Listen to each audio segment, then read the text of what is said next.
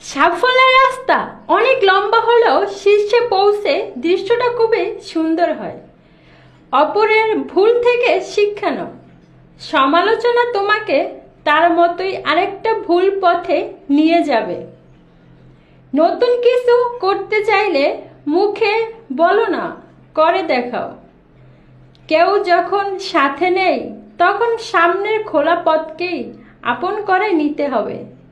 সবশেষে এই কথাটি মনে রেখো, শুধু পানি দিয়ে গোসল করলে শরীরের ভাব বদলানো যায়, ঘাম দিয়ে গোসল করলে ইতিহাস বদলানো যায় একদিন।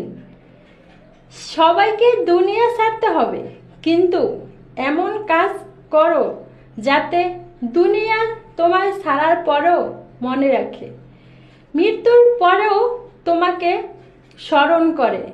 দুনিয়ার মানুষগুলো ভালো কাজ করলে যেমন তুমি ভালো ফল পাবে, তেমনি খারাপ কাজ করলেও খারাপের কিছু অংশ পৃথিবীতে থেকে যায়, যা মনে করে মানুষ তোমাকে অনেক খারাপ কথাও বলে।